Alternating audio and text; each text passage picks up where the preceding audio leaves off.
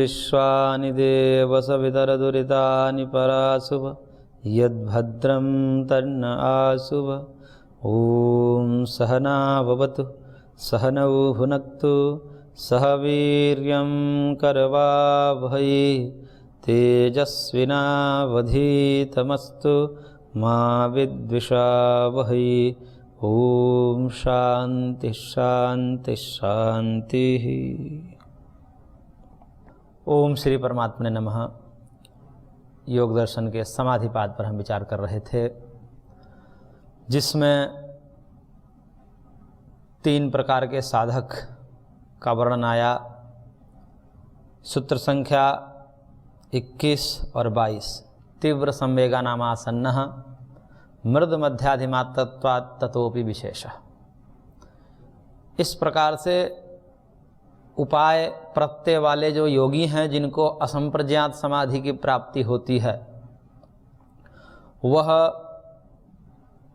मुख्य रूप से 3 प्रकार के भेद हैं। और उन 3 प्रकार के भेद का भी हम उपभेद यदि कर देते हैं तो वह 9 प्रकार के योगी सिद्ध होते हैं। उन 9 प्रकार के योगियों का श्याम पट्ट पर दर्शाया गया है, जिसमें वह उपाय निष्ठ जो योगी हैं, मृदु उपाय वाले हैं, मध्य उपाय वाले हैं और अधिमात्र उपाय वाले हैं। यानी कि फर्स्ट क्लास के हैं अथवा सेकंड क्लास के हैं अथवा थर्ड क्लास के हैं। यहाँ पर प्रतिलोम क्रम से दिया गया है। थर्ड क्लास को पहले मृदु उपाय को दिया गया है, फिर सेकंड मध्योपाय और फिर फर्स्ट अधिमात्र उपाय, ऐसा क्रम दिया गया है। तो मृदु उपाय वाला योगी, मध्य उपाय वाला योगी और अधिमात्र उपाय वाला योगी। अब इसके भी 3 भेद हैं। मृदु उपाय के 3 भेद है संवेग की दृष्टि से। मृदु संवेग मृदु उपाय, मध्य संवेग मृदु उपाय, तीव्र संवेग मृदु उपाय। और इसी प्रकार से मध्य उपाय के भी 3 प्रकार के भेद कर दिए। मृदु संवेग मध्य उपाय, मध्य संवेग मध्य उपाय, तीव्र संवेग मध्य उपाय। और इसी प्रकार से जो अधिमात्र उपाय वाले योगी हैं, उसके भी 3 भेद कर दिए। तो मृदु मध्य और तीव्र संवेग के भेद से मृदु संवेग अधिमात्र उपाय, मध्य संवेग अधिमात्र उपाय और तीव्र संवेग अधिमात्र उपाय। तो इस प्रकार से तीनों के 3 भेद जब करते हैं तो 9 प्रकार के योगी योग्यता के आधार पर, संवेग के आधार पर, अभ्यास और वैराग्य की तीव्रता के आधार पर ये 9 प्रकार के योगी सिद्ध होते हैं। और उसमें भी यदि हम भेद करना चाहें तो जो महर्षि ने कहा कि तीव्र संवेगा नाम आसन्नः, कि जो तीव्र संवेग वाले योगी, यानी कि 9वें जो भेद किया गया है, तीव्र संवेग अधिमात्र उपाय, तीव्र संवेग अधिमात्र उपाय वाले जो योगी हैं वो शीघ्र समाधि लाभ को प्राप्त करेंगे। और सूत्र संख्या 22 में तो कहा कि ये जो तीव्र संवेग वाले अधिमात्र उपाय वाले योगी हैं, इनके भी 3 भेद किए जा सकते हैं। तो उनके भी मृदु मध्य और अधिमात्र होने से केवल उसके 3, क्योंकि तीव्र संवेग वाले में भी 3 भेद कर दिया। यानी कि पहले तो फर्स्ट क्लास वाले का 3 भेद किया और उन 3 भेद में भी जो अंतिम वाले थे उनके भी 3 भेद कर दिया। मृदु तीव्र संवेग अधिमात्र उपाय, मध्य तीव्र संवेग अधिमात्र उपाय और अधिमात्र तीव्र संवेग अधिमात्र उपाय, ऐसा करके। ये शब्द हैं। जैसे इसको समझने के लिए यदि आपको समझना है तो फर्स्ट, सेकंड, थर्ड, ये 3 प्रकार के बच्चे होते हैं। कहीं भी किसी भी क्षेत्र में हम जाए, वहाँ 3 प्रकार के अधिकारी मुख्यतया, प्रधानतया, उसके भेद करेंगे तो विस्तार। जैसे यहाँ पर मुख्यतया 3 ही भेद किए गए हैं, लेकिन उसके जब अवान्तर भेद किए तो 9, और 9 के भी जो अंतिम के अवान्तर भेद किए तो 3, और उसमें भी जो है पिछले वाले को भी किया जाए तो उनके भी 3 भेद हो सकते हैं। लेकिन उसको विस्तार न करने से, विस्तार के भय से महर्षि ने केवल इतना दिखाने के लिए कि जो 9वें प्रकार के योगी हैं, जो फर्स्ट क्लास में आते हैं, उसमें जो ऊपर हैं उनके भी 3 कैटेगरी बनाए जा सकते हैं। ये ऐसे ही है जैसे first class, second class, third class. तो जैसे थर्ड क्लास में होता है कि 30 से 44% तक जो नंबर आते हैं बच्चे को, उसको जो है थर्ड क्लास में रखा जाता है। और 45 से जो है 59% तक के जो बच्चे हैं उसको हम रखते हैं सेकंड क्लास में, और ऐसे ही 60% से ऊपर वाले बच्चे को फर्स्ट की कैटेगरी में रखी जाती है। और वो 60 से 80 तो जो है फर्स्ट क्लास में आते हैं, लेकिन उससे आगे वाले जो है वो फर्स्ट क्लास से भी एक ऊपर दर्जा होती है। ऐसे नाम तो उसको फर्स्ट क्लास ही कहना पड़ता है, परंतु प्रथम श्रेणी में भी जो शिखर पर हैं तो उसको गोल्ड मेडलिस्ट कह दीजिए या कुछ भी कह दीजिए, अति तीव्र हैं। तो उस भेद से यदि देखें तो अधिमात्र उपाय में यदि हम 3 भेद करें, यानी कि फर्स्ट क्लास में भी हम यदि 3 भेद करना चाहें तो एक तो हो सकता है कि 60% से लेकर के 70% तक, फिर 71% से 80% तक, और फिर 81 से 100% तक, ऐसा हो सकता है। 3 भेद करना चाहे फर्स्ट क्लास में, 3 भेद करना चाहें, यानी कि 60 से 100 ले लीजिए। फर्स्ट क्लास में 60 से 100% वाले बच्चे हैं तो उनमें 3 कैटेगरी करनी है। तो एक 60 से 70 के बीच में है, एक 71 से 80 के बीच में है, और एक 80 से 100 वाले हैं, यानी कि 81 से 100 वाले हैं। अब जो 81 से 100 वाले बच्चे हैं उनमें भी 3 भेद किया जा सकता है। उसमें यदि 3 भेद करें तो एक हो जाएगा कि 81 से 85% वाले हैं, और उसके आगे 86 से 90% वाले हैं, और फिर उसके भी भेद करें तो 91 से 100% वाले बच्चे, ऐसे।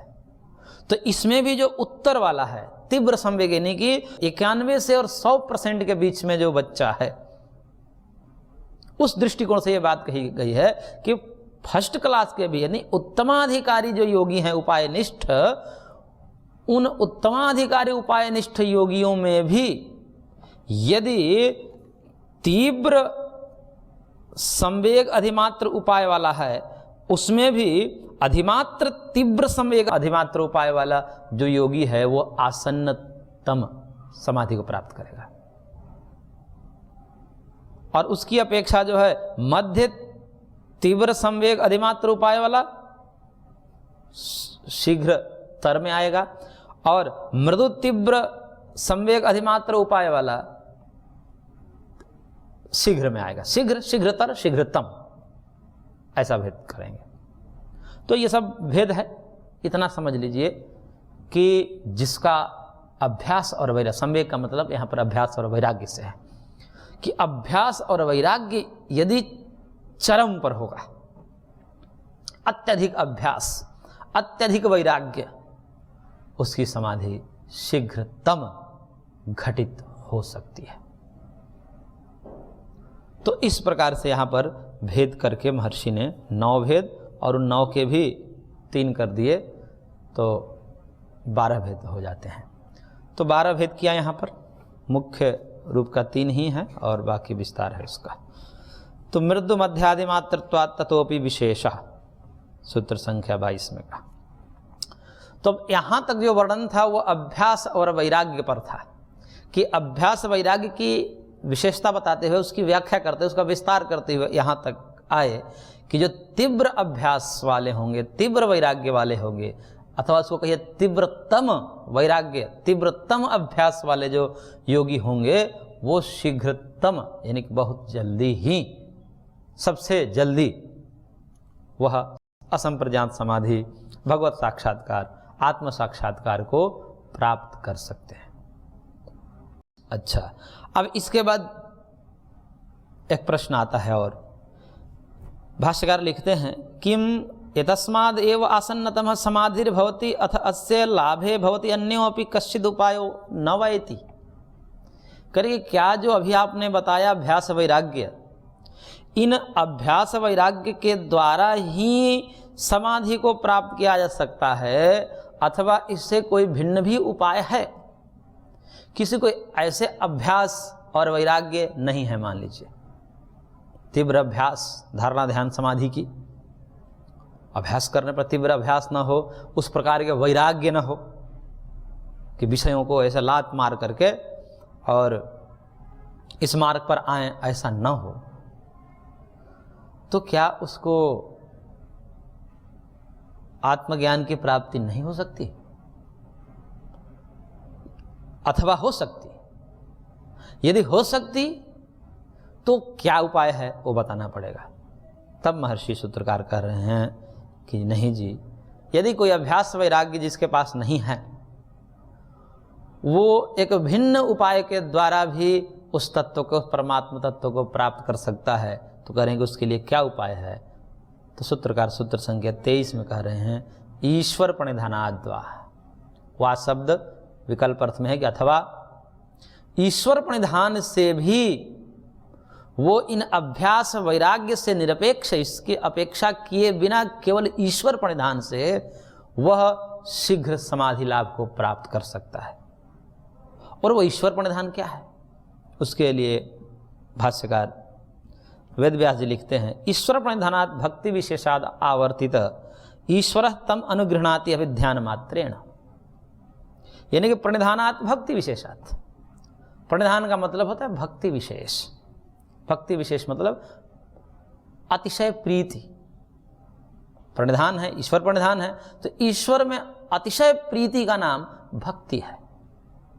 और वह भक्ति विशेष के बल पर ईश्वर उस साधक को, उस भक्त को अनुगृह्णाति, उसको अनुग्रहित करता है। अभिध्यान मात्रेण, संकल्प मात्र से, संकल्प मात्र से उस विशेष प्रीति करने वाले जो भक्त हैं उस भक्त को वो अनुग्रहित करके, और तदभिध्यान मात्राद अपि योगिनः आसन्नतमः समाधि लाभ समाधि फलम च भवति इति। इस अभिध्यान मात्र से, यानी कि अभिध्यान मात्र का मतलब ये होता है कि ईश्वर प्रसन्न होकर के, इस भक्ति के द्वारा ईश्वर प्रसन्न होता है, और प्रसन्न ईश्वर जो है उस साधक को, उस भक्त को शीघ्र समाधि लाभ करा देता है। अभ्यास और वैराग्य इसमें अपेक्षा नहीं रहती। तो ये ईश्वर प्रणिधान ऐसा है, यानी कि यहाँ पर भक्ति योग का वर्णन है, यानी कि यहाँ एक स्वतंत्र रूप में, जैसे ज्ञान योग, कर्म योग, भक्ति योग, ये सब सुने हैं हमने, उन मार्गों को यहाँ पर उल्लेख कर रहे हैं भगवान सूत्रकार, और कह रहे हैं कि यदि अभ्यास और वैराग्य न हो तो भक्ति विशेष से भी उस अवस्था को प्राप्त किया जा सकता है। और भक्ति विशेष है ईश्वर में अतिशय प्रीति।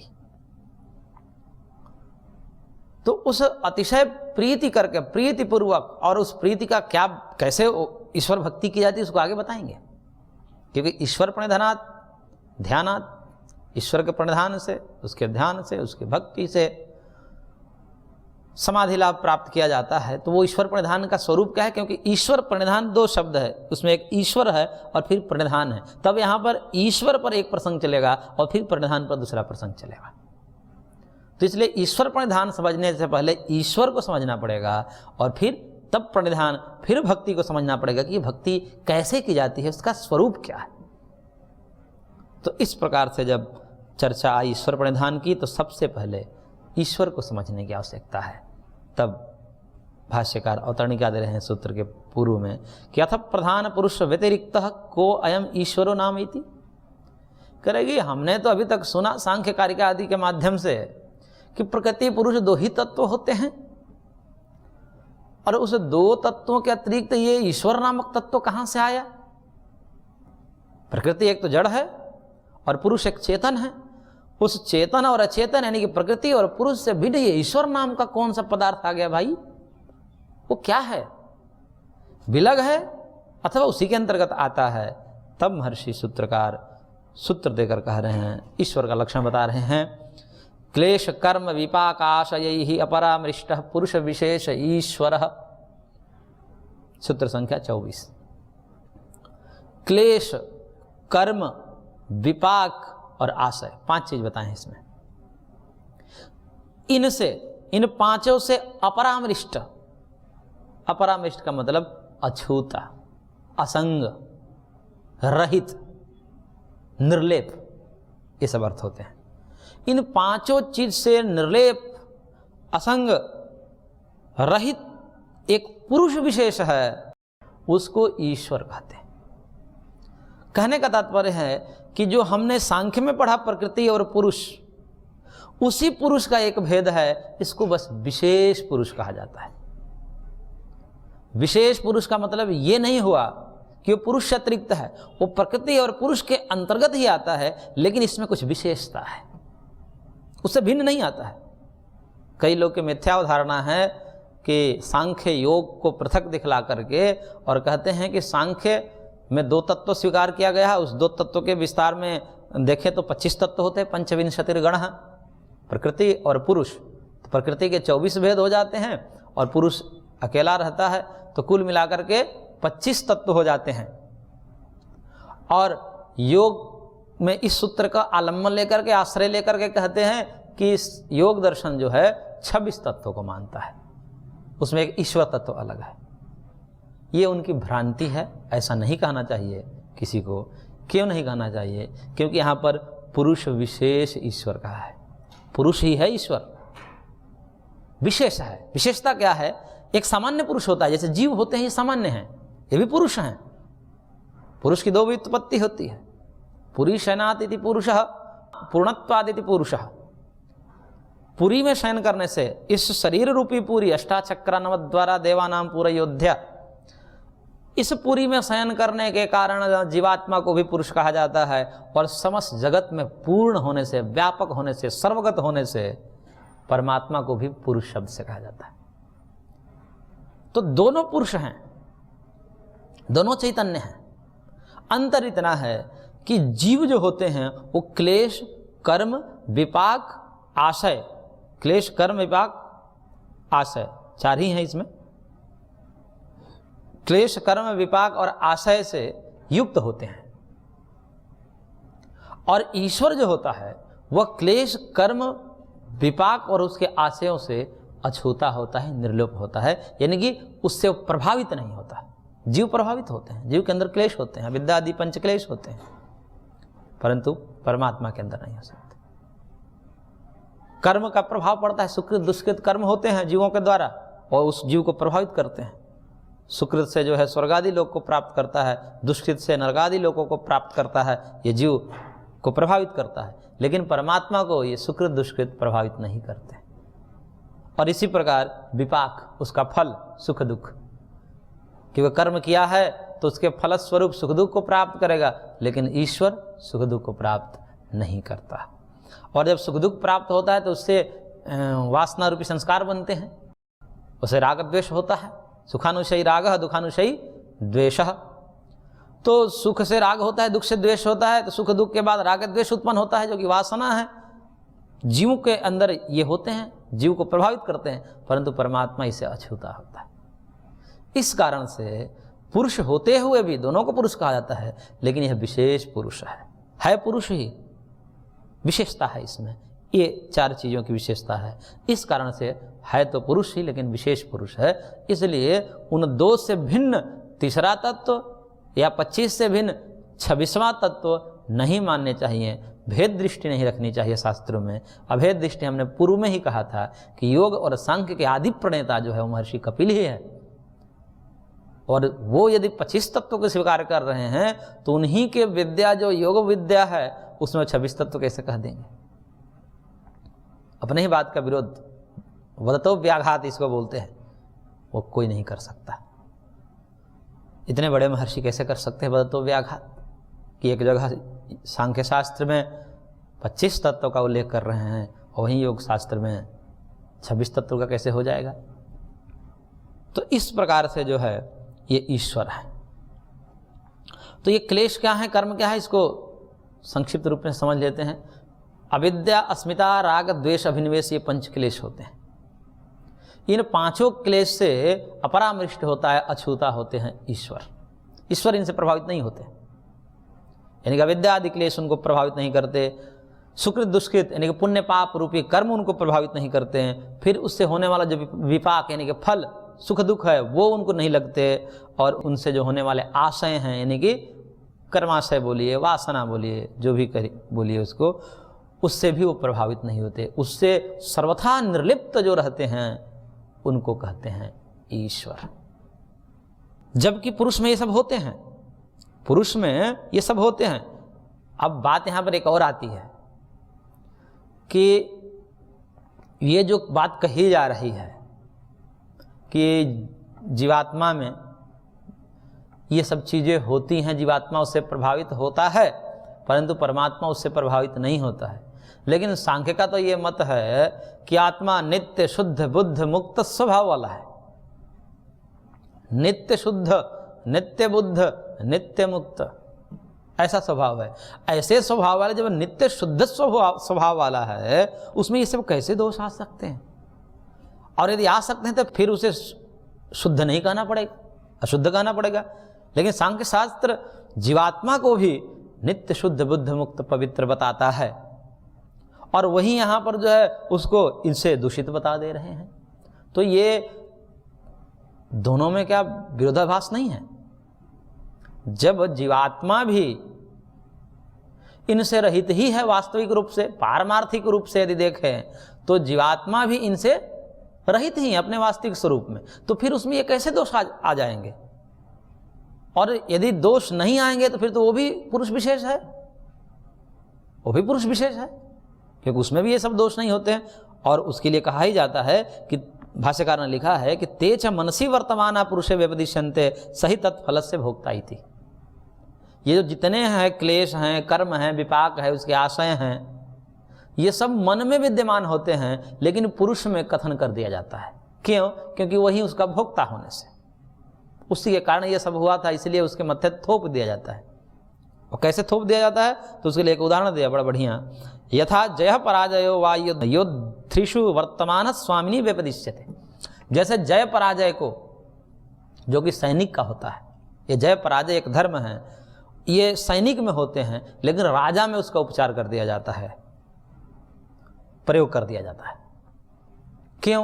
क्योंकि राजा के ही प्रेरणा से युद्ध लड़ने गए थे, हार हुई सैनिक की, जीत हुई सैनिक की, लेकिन जिसकी प्रेरणा थी वो मूल प्रेरणा, जो मूल प्रेरक है, उसके होने के कारण ये जो भी धर्म है दूसरे में, लेकिन उसमें भी गौण रूप से व्यवहार कर दिए जाते हैं। वो लड़ा नहीं तो भी विजयी कहलाएगा, वो हारा नहीं फिर भी राजा की हार हुई, ऐसा माना जाता है। तो कहने का तात्पर्य है कि जीवात्मा में भी ये सब क्लेश आदि नहीं होते, ये सब मन में ही होते हैं, और जीवात्मा मन से भिन्न है। ये तो बंधन के समय एक प्रतीत होता है, मन के साथ एकात्म हो जाता है, तो इसलिए उसको हम अज्ञान के कारण, अस्मिता के कारण एक मान लेते हैं, लेकिन वस्तुतः वो तो इससे परे है, इससे भिन्न है, और वह अपने भिन्न शुद्ध स्वरूप में इन धर्मों से रहित ही होगा, युक्त तो हो नहीं सकता। तो कैसे नहीं, ये भी तो पुरुष विशेष ही हो सकता है। तब उसके लिए कह रहे हैं कि भाई साहब, यहाँ पर बात ये है कि ईश्वर में ये व्यवहार भी नहीं किया जा सकता। पुरुष में शुद्ध बुद्ध होते हुए भी कुछ देर के लिए उसमें आरोप किया जाता है, और उस आरोप के कारण ही वह शुद्ध बुद्ध होते हुए भी वह अपने स्वरूप से गिर करके सुखी दुखी अनुभव करता है। तो उस पर तो आरोप लगते हैं ना, वो उससे प्रभावित होता है ना, भले ही वो नित्य शुद्ध बुद्ध मुक्त है, लेकिन प्रभावित तो होता है। और उस प्रभाव के कारण मानना ही पड़ता है कि ये धर्म उनमें होते हैं, आरोपित धर्म ही है, लेकिन आरोपित तो है। लेकिन परमात्मा में तो यो ही अनेन भोगेन अपरामिष्ट स पुरुष विशेष है ईश्वर, लेकिन परमात्मा में तो ये आरोप भी नहीं किए जा सकते। भले ही आरोप है जीव में, तो जीव में तो चलो आरोप होने के कारण उसमें प्रभावित तो पड़ा वो, लेकिन परमात्मा तो प्रभावित भी नहीं होते। ये ऐसा ही है कि जैसे दो सत्य व्यक्ति हैं, दो व्यक्ति हो, दोनों सत्य हैं, लेकिन एक पर मुकदमा चल गई, किसी ने आरोप लगा दिया, और आरोप लगा दिया, उस पर मुकदमा चली, वो जेल गया, और जेल जाने के बाद कुछ दिन तक केस चला, और केस में ये साबित हुआ कि ये झूठ केस था, ये जिसको इसको फंसाया गया है, वास्तविक रूप से ये दोषी नहीं था, लेकिन फंसाया गया है। फिर वो क्या हो जाता है, फिर बरी हो जाता है, उसको छोड़ दिया जाता है। और एक दूसरा व्यक्ति है, वो भी ठीक है, लेकिन उस पर आज तक आरोप ही नहीं लगा, वो कभी जेल गया ही नहीं। तो ये दोनों विशेषता होगी नहीं हो गई। एक व्यक्ति ऐसा है कि इस पर कोई आरोप ही नहीं किया जा सकता, हुआ ही नहीं हो सकता है, और एक है कि सत्य तो था लेकिन आरोप लगने के कारण उसको दुख झेलना पड़ा। तो ये अंतर है दोनों में। दोनों सत्य हैं, दोनों नित्य शुद्ध बुद्ध मुक्त है, लेकिन एक पर ये धर्म आरोपित होते हैं और दूसरे पर आरोपित होने की गुंजाइश ही नहीं है, न भूतो न भविष्य। तो इस प्रकार से वह पुरुष विशेष हो जाता है। आरोप न लगने के कारण, आरोप न लगा है, न लगाया जा सकता, न कोई उस पर अभी तक लगा रहे हैं, ऐसा हो ही नहीं सकता। तो सर्वथा शुद्ध है, सर्वथा इन धर्मों से परे है। तो इस प्रकार से वह विशेष पुरुष ईश्वर है। इसको हम विस्तार से आगे वर्णन करेंगे, चर्चा करेंगे। आज की कक्षा को हम यहीं पर विराम देते हैं, शेष अगले अंक में। ओम शांति शांति शांति।